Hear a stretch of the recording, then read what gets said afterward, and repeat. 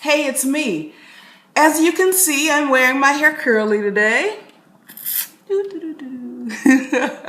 I've been straightening my hair for 4 months now. Before that, I wore my natural texture for 16, 17 years, something like that.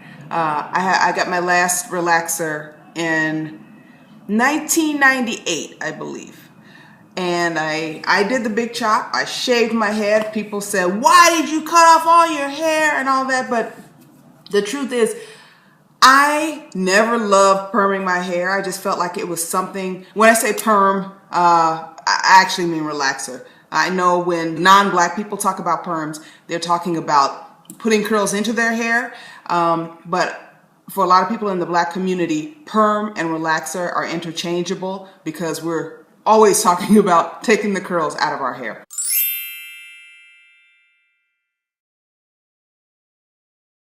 I started relaxing my hair in 8th grade. Yes, 8th grade. And it was because everybody else was doing it. Everybody in my family, and I was reluctant at first. I really didn't want to do it. I felt like my hair was just fine. I didn't need it. And but my mother, my grandmother, my aunts and cousins, and everybody was relaxing each other's hair and encouraging me to do it because basically it was like a rite of passage. It was going to make me a big girl. It's going to make me not a kid anymore. And at that time, you're trying to grow up, wearing lipstick, wearing heels, doing your hair in different styles other than ponytails. That's something that you look forward to and you embrace. So I started getting my hair relaxed at 13. How old was I? Maybe 12, 13, something like that. And I relaxed my hair for a long time, off and on. I would relax it because I have a lot of hair. It is very thick. It's very, very, very dense. It's like I'm like a chia pet, and it grows really fast, and it's curly. And after having been relaxed for so long, I just wasn't used to dealing with such a sheer volume of hair. After I did the big chop, I kept it short for a number of years until I just wanted some more variety and versatility to my look. So I started letting it grow out gradually, and then I would cut it a little bit and then grow out some more and then do this and that. So I had sister locks for a while, and then I started maintaining them myself, and then they became some other kind of locks, and they never fully locked all over my head, and then I shaved my head again and started over. So I've been on this journey a very long time. A couple years ago, I lightened my hair. I dyed it, like reddish. If you've ever lightened your hair, you know that dyed hair is more porous, it is drier, and it needs moisture. And I didn't pamper it the way it needed to be pampered. So the ends started getting all raggedy and stuff. And it got to the point where I could wash and condition my hair, or just wet and condition my hair at the beginning of the day, and that evening, like, I would have dreadlocks in my head because it was so damaged that the strands of hair would catch on one another, and it was a bad scene back there. So I cut it here and there, and I realized, okay, Nicole, your hair is growing. You got two choices. You can choose to allow it to grow and keep its natural texture and just devote the time that it requires. Or you can do the big chop again and cut it short, cut it to a more manageable length. And I didn't really want to do any of those. I didn't want to spend forever in front of the TV doing a twist out, or, my hair drinks conditioner. I didn't want to spend a gang of money on conditioner after conditioner and this and that and the other thing. And I said, okay, well, maybe I need to look at straightening my hair again. So I took the blow dryer to it and just blew it out to see what is this going to look like. And I wanted to know how much damage I had. It looked like it was really damaged, and I felt like I was going to need professional intervention. So I went to a salon in Sherman Oaks, here in the LA area, and she hooked me up. I went in with pictures of like blunt bob haircuts because I was gonna have her cut it, straighten it, and I was gonna wear a bob, which is my favorite hairstyle, straightened hairstyle. Actually, I don't know. I like my little TWA too, my little teeny weeny afro when I had it. I like it. It was easy. I would just get in the shower, do some product like this, do like this, and I was gone. It was so easy. But the bob is a close second because I could wear it straight, I could wear it curly. The cut was so precise that it didn't matter. You know, it was more of the same thing. It was like, you know, wet it or blow dry it, do a little product, and I'm gone again. And I like easy hair because I got stuff to do. You know, hair just is not a priority for me. I want it to be healthy. I want it to look nice, especially when I work. It's got to look nice to me. I know for some people, they are all about their hair, and I'm just not. It's not my thing. I went to the salon, and the hairstylist, she hooked me up. She told me I don't have to cut off that much hair. Like you don't have to get a bob unless you just want one. And I said, well, just cut off what you think you need to take off, and you know, we'll see, because we can always cut more, but once we cut it off, we can't put it back on. You know, it just has to grow out. So she cut it, she conditioned it, she blow dried it. She took the, what are they called? The Marcel irons to the roots, just so the roots would stay straightened longer. And then she flat ironed the length of it. And it looked really good. And I learned how to wrap my hair for the first time. I didn't know. I know all black girls supposed to know how to wrap their hair, brush it around in a circle and tie it up and everything. But my younger sister, who is 21, had to teach me via video chat how to wrap my hair, and she was laughing at me. It was kind of ridiculous. I learned, and then I just started maintaining it myself. There were still some ends that needed to be trimmed off because she was trying to save the length. So as it has grown, I give myself trims, but it's growing like wildfire. It's healthy now, and my scalp is a lot happier right now, because what happens is my hair is so friggin' thick. Like today, I washed it. If you saw my video from a few days ago, I had used setting lotion and set my hair on flexi rods. Well, it held the curl. I used Elasta QP wrap lotion, and it held the curl really well.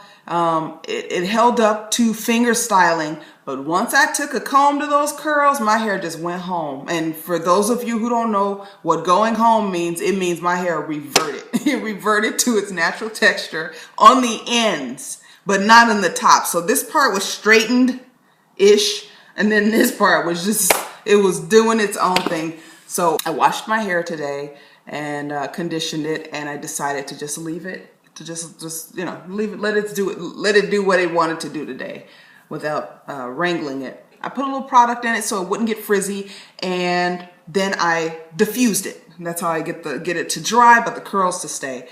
But the roots of my hair never get dry, okay? And as my hair gets longer and longer, or bigger and bigger, as the case is in my case, the longer my hair will stay wet at the roots. I've already told you that I have sensitive skin issues on my face. Well, the scalp is skin also. So, I mean, we don't generally think about that, but my scalp didn't like that, being wet all the time and having all kinds of moisturizing products that are great for the hair, that make my hair look wonderful. There was this one gel that I used to use when my hair was really short. It's called La Bella. I think my mother uses it now and she loves it. She doesn't have any problems with it. I use the blue La Bella gel.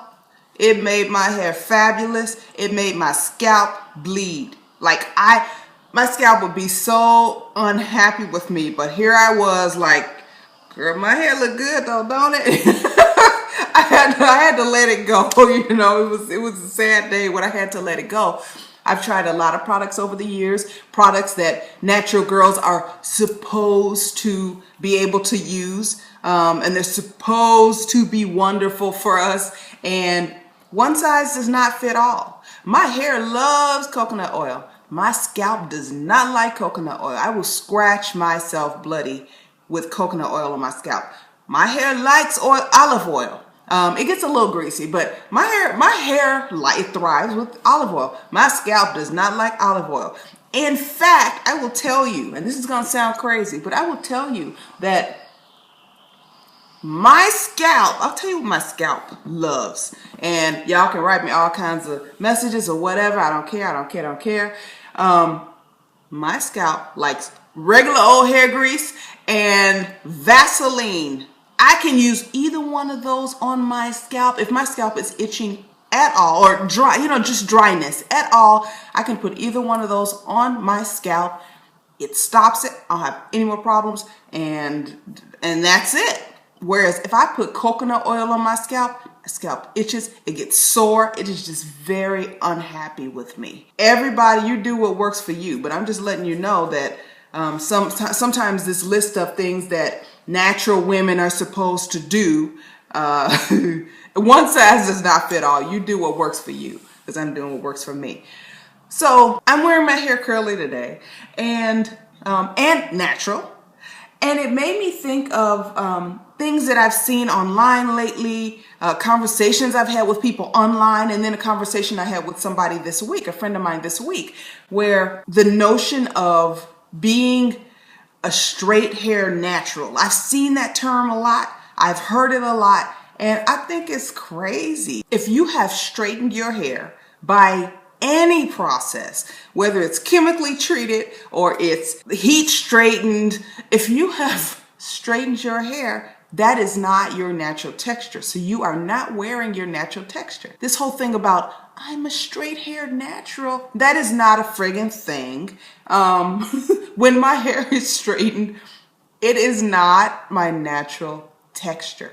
Now people want to act like the natural hair movement, hashtag the natural hair movement, was about chemical relaxers. And it wasn't. And some of us have been around long enough to remember that it's not about that. All kinds of things get thrown into this discussion. People asking, well, if I color my hair, is it natural? If I have dreadlocks and I color my hair, is it natural? Because hair color is not natural. No, baby, we're not going that route. This is what it's all about.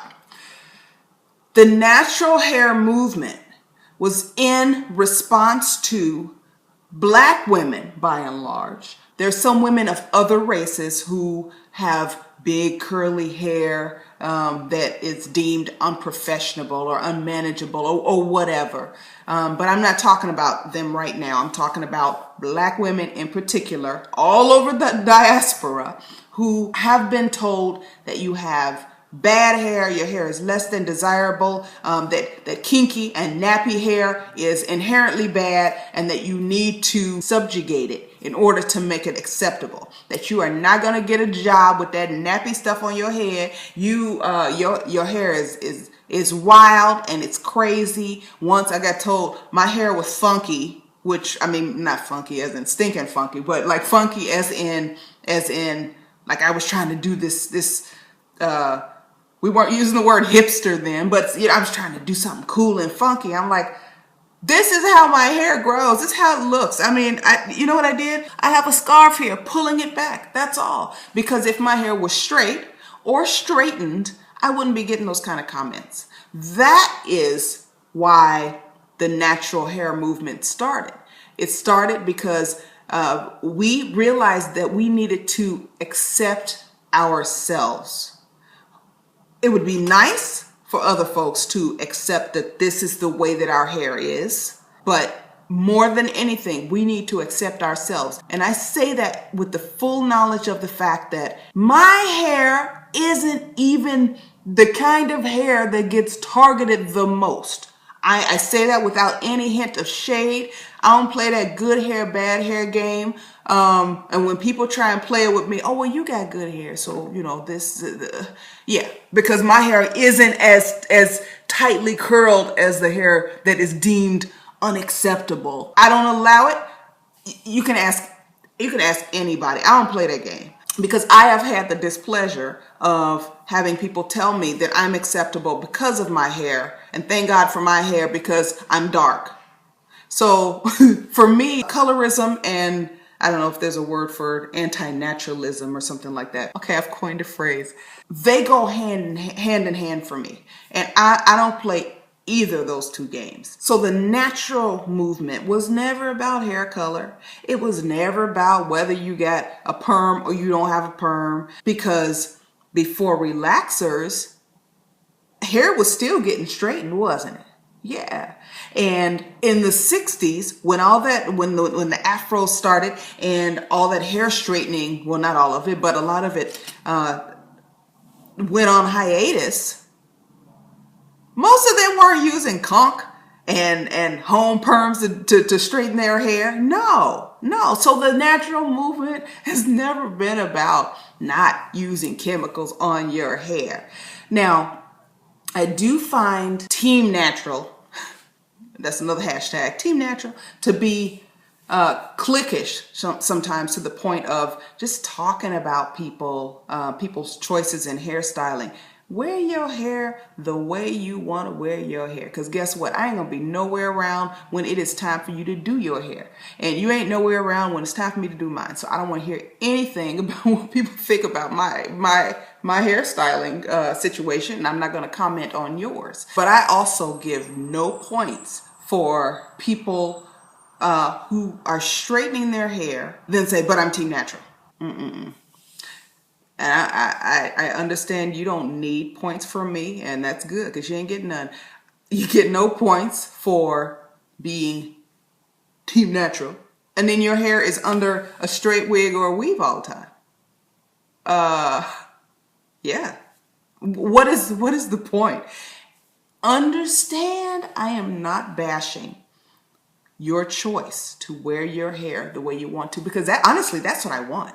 I want all Black women to wear their hair, to be able to groom their hair as they see fit. You want to wear curly? Fine. You want to wear, if your hair is nappy and you want to wear it nappy, fine. If you want to wear a twist out, a twist, flat twist, dreadlocks, bantu knots, whatever styling method that you want to wear, I want you to be able to do that and have it be as acceptable as non-Black women who wear their hair however they want to, and it's acceptable. Now, there are some hairstyles that are deemed extreme for certain environments, certain workplaces, but that's about styling. That's not about texture, you know? So whatever your hair texture is, I want you to be able to love it, live in it, and go on about your business. But some of y'all are trying to find out where the line is so you can spend as much time as possible leaning over it.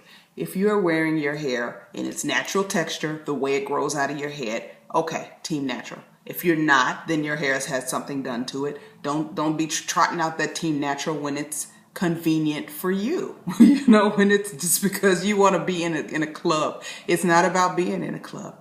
It's about being free. All right?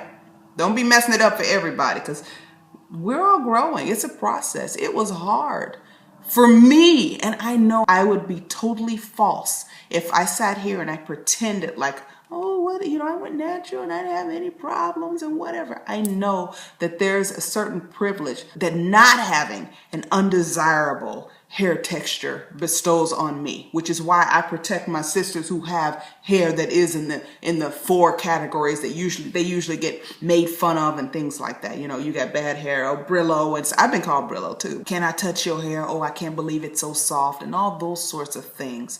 It's a journey. Some people are at the beginning, some are at the middle, some have been through it and are way over it. I'm just looking back at what I see. It's no longer a process for me. My hair is what it is, and people like it, people don't like it, I don't care.